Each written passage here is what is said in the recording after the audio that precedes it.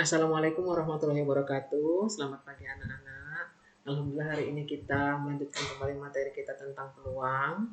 Langsung saja kita lanjutkan materi kita tentang peluang. Yang pertama kita mengetahui tentang definisi atau pengertian dari peluang. Peluang adalah besarnya probabilitas atau kemungkinan berlangsungnya suatu kejadian. Jadi peluang itu adalah kemungkinan, ya.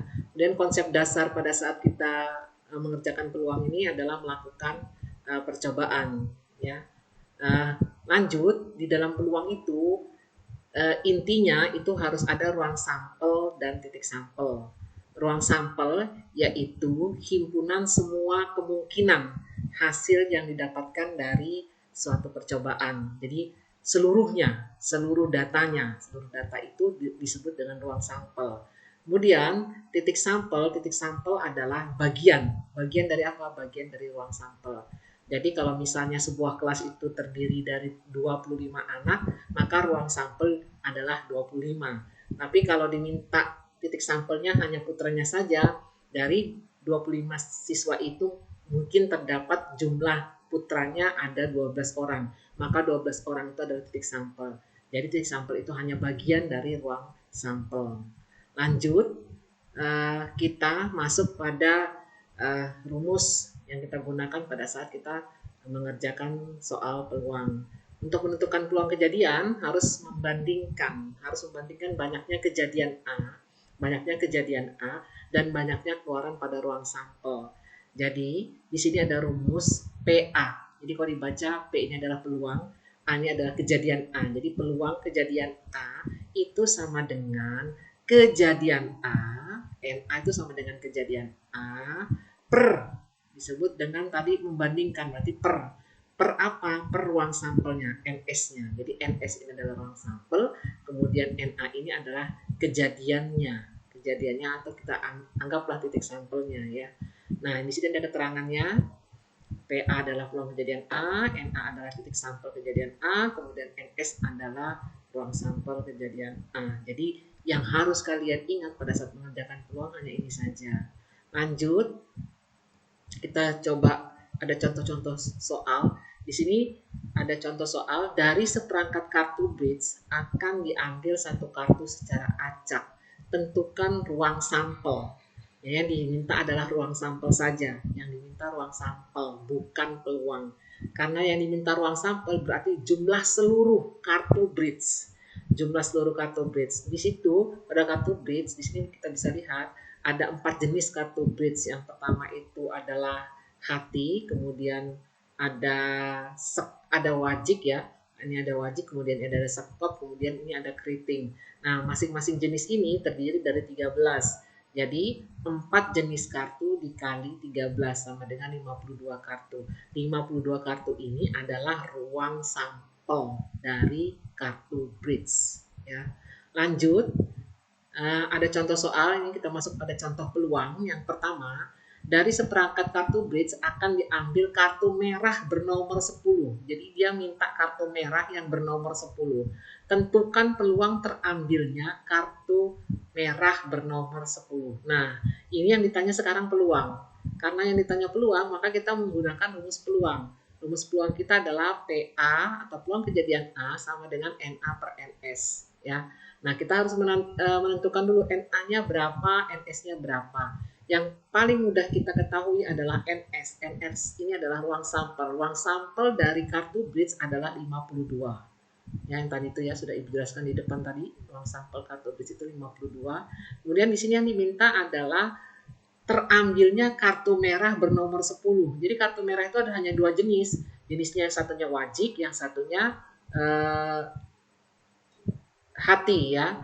Nah, jadi setiap jenis ini kita hanya yang bernomor 10 hanya satu biji aja, satu buah aja. Jadi yang bernomor 10 untuk wajik satu buah, yang bernomor 10 untuk hati juga satu buah, sehingga NA-nya adalah 2. Nah, kalau sudah kita langsung saja memasukkan NA-nya di peluang kejadian A adalah 2 dari kartu merah yang bernomor 10, kemudian NS-nya adalah jumlah seluruh kartu, berarti 2 per 52. bisa disederhanakan menjadi 1/26.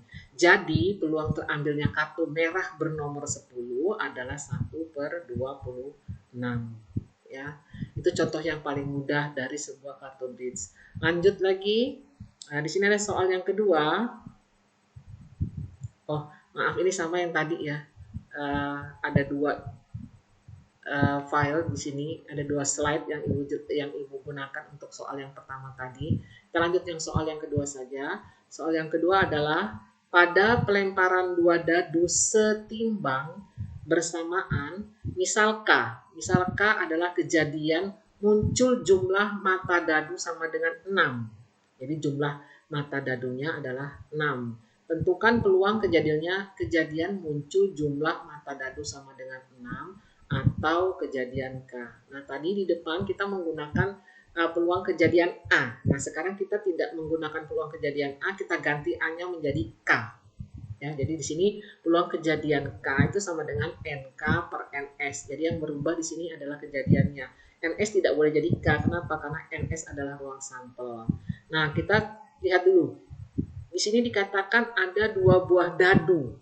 Karena dua buah dadu, maka NS-nya 36. Kenapa 36? Dadu itu sisinya 6.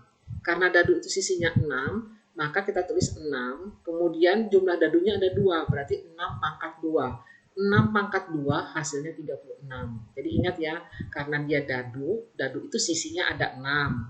Kemudian karena dia 2 buah, maka dipangkatkan 2. Jadi 6 pangkat 2 sama dengan 36. Itu adalah NS dari 2 buah dadu. Ya, nanti kalau NS dari sebuah dadu ya hanya 6 saja. Karena ini 2 buah dadu, maka 6 sisi pangkat 2. Ya, jadi 36. Lanjut, kita di sini yang diminta adalah munculnya jumlah mata dadu sama dengan 6. Jadi kalau mata dadu yang 1 ditambah mata dadu 2 itu hasilnya 6. Nah, di sini kita lihat 1 ditambah 5 6, 2 ditambah 4 6, 3 ditambah 3 6, 4 ditambah 2. Jadi 2 dan 4 dengan 4 dan 2 itu tidak dikatakan sama karena dia beda ya. Jadi di sini kartu dadu yang pertama dia angkanya 2, dadu yang kedua angkanya 4. Kalau di sini dadu yang pertama angkanya 4, dadu yang kedua angkanya 2. Nah, jadi perbedaan 2 dan 4 dan 4 per 2. Jadi tidak boleh dimunculkan 2 dan 4 saja. 4 per 2 pun harus muncul juga. Ya, seperti ini juga 1,5 dan 5,1. Karena keduanya, jika dua buah dadu ini dijumlahkan, hasilnya adalah 6. Jadi diminta dijumlah. Dijumlah berarti 1 ditambah 5 2 ditambah 1 ditambah 5 6, 2 ditambah 4 6, 3 ditambah 3 6, 4 ditambah 2 6, 5 ditambah 1 juga 6. Sehingga ada 5 kejadian. 5 kejadiannya ini, 5 buah datanya. Nah, ini sebagai NA. Maaf, ini sebagai NK. Nah, NS-nya 36, NK-nya 5. Sehingga kita masukkan dia di dalam peluang kejadian K sama dengan NK per NS. NK-nya adalah 5, kemudian NS-nya adalah 36. Hasilnya sama dengan 5 per 36. Jadi peluang muncul jumlah mata dadu sama dengan 6 adalah 5 per 36. Oke, tadi sudah contohnya yang pertama, contohnya adalah kartu. Nah, sekarang ini contoh yang kedua adalah dadu. Semoga nanti kita ada contoh selanjutnya. Oh, ini ada kelereng. Ada kelereng. Contoh yang ketiga tentang kelereng. Ya. Sebuah tas berisi 12 kelereng yang terdiri dari 5 kelereng biru, 3 kelereng merah, dan 4 kelereng kuning. Dari tas tersebut akan diambil satu saja kelereng. Berapa peluang terambilnya kelereng berwarna merah? Ya. Nah, oke, kita lihat di sini pembahasannya. Pertama, seperti biasa, kita tentukan dulu NS-nya atau ruang sampelnya. Ruang sampelnya di sini mengatakan 12 kelereng. Ya, 12 kelereng. Nah, kemudian NA-nya adalah kelereng yang berwarna merah. Dia minta apa? Dia minta satu berwarna merah. Berapa peluang terambilnya kelereng berwarna merah? Jadi peluang terambilnya yang berwarna merah, kita abaikan kelereng biru, kita abaikan kelereng kuning. Yang kita ambil hanya kelereng merahnya aja. Nah, kelereng merah ini ada 3 buah. Nah, maka Na-nya adalah 3. Nah, kalau sudah kita masukkan saja langsung ke rumus peluang. Jadi, peluang kejadian A sama dengan Na per Ns. Na itu adalah kelereng yang berwarna merah, jumlahnya 3.